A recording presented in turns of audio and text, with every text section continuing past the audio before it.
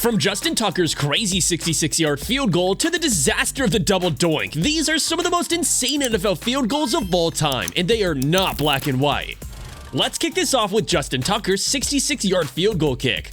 It was a wild game, Ravens vs Detroit Lions, and the clock was ticking down. Only 3 seconds left on the clock, and the Ravens were trailing by just 1 point. The pressure was on. Coach Harbaugh decided to unleash the kicking beast Justin Tucker, who had been on a perfect streak of 49 field goals leading up to this moment. And guess what? Tucker stepped up to the plate, or should I say the kicking tee, and from a mind-boggling 66 yards away, he let it rip. Yep, 66 freaking yards! The football went through the air like a rocket, and what happens next? It hits the crossbar. But wait, it's not over yet. It takes a lucky bounce, a miraculous twist of fate, and bam! It sailed right through the upright, sealing the victory for the Ravens. Cue the cheers, the fans going wild, and the stadium erupting in utter disbelief. But before Justin came along, the record for the longest field goal was held by someone else. Ladies and gentlemen, let me introduce you to the incredible leg of Matthew Philip Prater, the master of long-distance kicks in the NFL. This guy is currently rocking it with Arizona Cardinals, and boy, he is a legend. Let me take you back to that memorable game in 2013. The Broncos were facing off against the Tennessee Titans, and Prater was on a mission. He steps up to the plate, focuses like a laser, and boom! He sends that football sailing through the air for a record-breaking 64-yard field goal. The crowd goes wild, and the Broncos ride in a wave of momentum to a spectacular victory, crushing the Titans 51-28. It was legendary. But not all field goals turn out the way the fans want them to. I mean, all of us remember the chaos of the double doink, right? It went down during an epic NFC wildcard game in the 2018 NFL season. The Chicago Bears were facing off against the Philadelphia Eagles, and it was a nail-biter. Cody Parkey, the Bears kicker, lined up for a 43-yard field goal attempt to win the game. The crowd held its breath as he kicked the ball, but destiny had other plans. The ball got partially blocked, and then it was like a pinball game out there. It hit the left upright, then bounced off the crossbar, and to top it all off, it fell to the end zone, nowhere near the goalposts. The Eagles must have thanked their lucky stars because that double doink meant they snatched a 16-15 victory over the Bears. Now, here's where the term double doink came from. The NBC commentator Chris Collinsworth had a field day with it. He was like, the Bears season's gonna end on a double doink, and boom, there you had it, a new catchphrase in football history.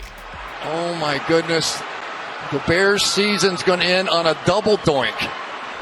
But hey, here's a twist. Later, when they went all CSI on the replay, they found out that the Eagles defensive lineman Trayvon Hester had actually tipped the ball, making it officially a block, not just a doink fest.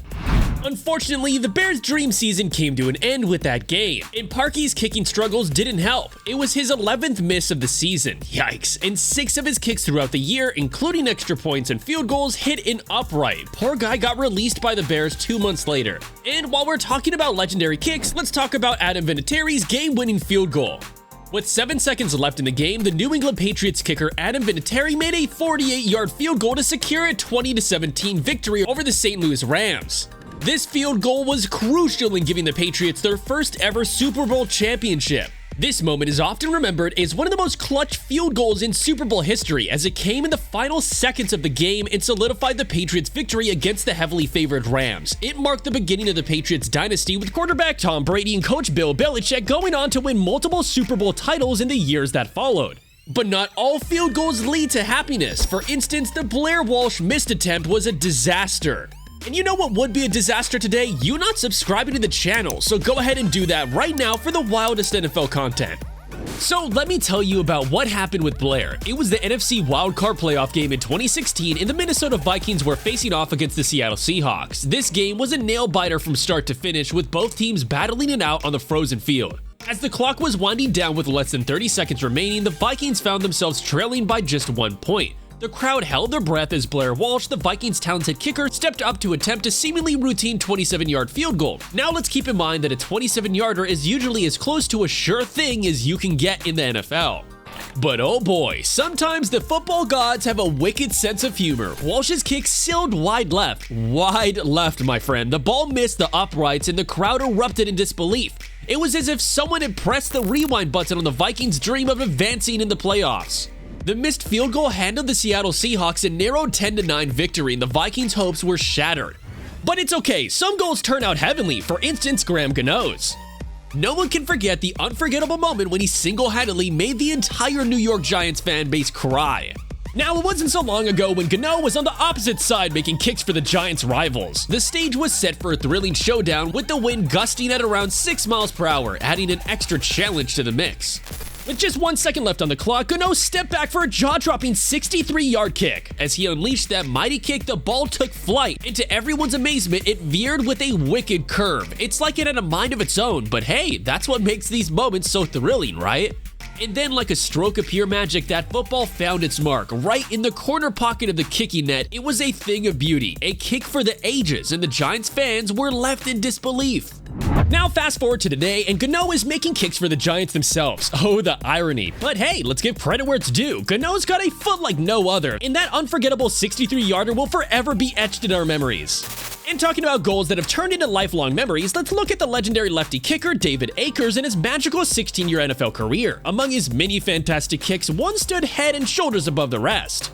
It was 2012 and Akers found himself at the iconic Lambeau Field. With nerves of steel, he lined up for a monumental kick, and whoosh, his left foot sent that football soaring through the air, and guess what? It bounces off the crossbars, making history with an astounding 63-yarder, the longest of his career. And though the San Francisco 49ers didn't clinch the Super Bowl that season, that unforgettable Week 1 kick was a thrilling start to the year. And while we're talking about thrilling goals, let's revisit Garrett Hartley's legendary kick from the 2009 NFC Championship game. It was an intense matchup between the New Orleans Saints and the Minnesota Vikings, and the Superdome was rocking. So here's the deal. The game was tied and the Vikings had a shot at a game-winning field goal, but whoopsie-daisy, Brett Favre threw an interception right at the end of regulation. Can you believe it? Anyway, that interception turned the game into a sudden death overtime, and everything hinged on one kick. Enter Garrett Hartley, the Saints kicker. This guy had nerves of steel. He rolled onto the field ready to make history. The crowd held its breath as he lined up for a 40-yard field goal attempt. You could feel the tension in the air, my friend. But guess what? Hartley nailed it. The ball sailed right through the uprights and pandemonium erupted in the Superdome. The Saints were going to the Super Bowl. Can you imagine the scene in New Orleans? The city went bonkers. Hartley's kick didn't just secure a trip to the Super Bowl, it lifted the spirits of a whole community. But I can't go on any longer without talking about Matt Bryant and his goal. It all began back in 2002 when he kicked for the New York Giants, but it was in 2006 that he joined the Buccaneers, making it his 4th transfer in his football journey, and boy was it a match made in heaven. Bryant and the Buccaneers formed a winning partnership, and they proved it in a thrilling showdown against the Philadelphia Eagles. It was a nail-biter, but with just a narrow 23-21 lead, they needed something special to seal the deal. Enter Matt Bryant, the man with nerves of steel. With the game on the line, he lined up for an astounding 62-yard field goal. Can you imagine the pressure? But guess what? He nailed it. That jaw-dropping kick turned out to be the deciding factor, securing a hard-fought victory for the Buccaneers. And last but not least, we have the roller coaster ride of Jay Feely, the NFL kicker with a twist of fate. It took a whole 12 years of his career to achieve a field goal of a lifetime, earning him a spot among the longest kicks in NFL history. He stepped up, lined up for that epic kick, and nailed it at 61 yards. The crowd was wild and his name went down in history. But as life often goes, the next game proved to be a difficult story. Feely's journey took a sharp turn, and at the University of Phoenix Stadium witnessed a tough loss. He had a chance to be a hero again with a decisive equalizer against the Buffalo Bills, but fate had other plans. His attempt to score at 38 yards fell short, and in a heartbeat, the emotions of the audience flipped like a switch, from hero to villain, just like that. It's incredible how quickly things can change in the world of sports. One moment, you're on cloud 9, and the next, you're facing disappointments. But you know what won't disappoint you? A look at the 10 times Mahomes absolutely humiliated his opponents. Check it out in this video right here.